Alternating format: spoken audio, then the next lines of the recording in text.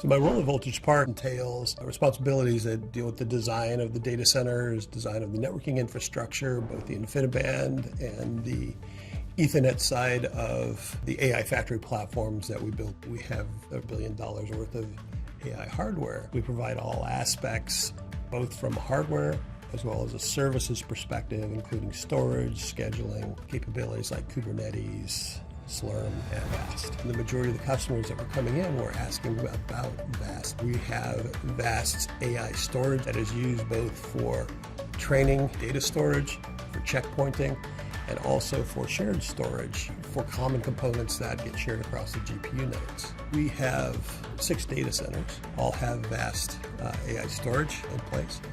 And these vary in different levels of scale depending upon the total number of clusters that we have. If we compare ourselves to some of the hyperscale, one of our differentiators has been offering bare metal versus virtualized services for AI. This is where customers have a much greater capability to do what they need to do on the systems instead of having things put into containers or put into virtual machines. So they have full capabilities to do what they need to do within the stack that they're trying to utilize. We have one customer who has been through a number of different hyperscalers. In comparing the performance that they were seeing within our data centers with VAST AI storage in comparison to what they had experienced with their most recent hyperscaler AI storage, identified that VAST was significantly more performant than what they were seeing at the hyperscaler. Some recent customers, they've grown from 64 GPUs to 2,000 GPUs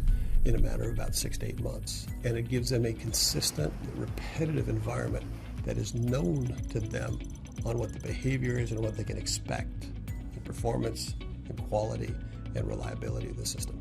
We do have customers that are running jobs that can be weeks. In some cases, it's been 3 or 4 months of just constant grind on the GPU nodes and a high frequency of checkpointing that goes on. These customers also want to be able to save multiple epochs in the checkpointing. When we were looking at the need to provide high performance AI storage capability for our customers, the 2 criteria were, one, we had something that fit very well within a multi-tenant environment.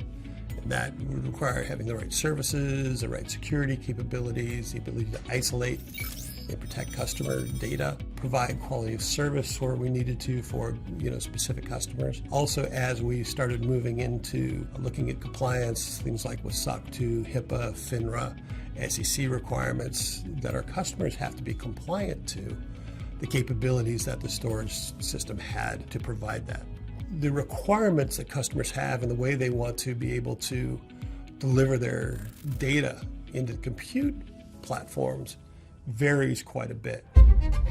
Some customers want to just stream that data directly in from S3. Others will want to do a hierarchical storage capability, having that shared storage that the customers can leverage both for the initial data loads and also heavily for the checkpointing that goes on consistently throughout the training job. When we were looking at the various solutions, eBox had recently just come out from VAST. The eBox offered a lot of performance capabilities that we saw, a lot of flexibility, redundancy within the overall AI storage services. We found that the performance levels that we were experiencing actually exceeded the performance levels that VAST said we should be getting as far as concerns about its ability to deliver the data for the various workloads, whether we're talking about training, any of the different model types, even as we get into the mixture of experts where we're talking about, 1+ trillion, being able to move that data is not a concern for the customer. I guess is a good term to use.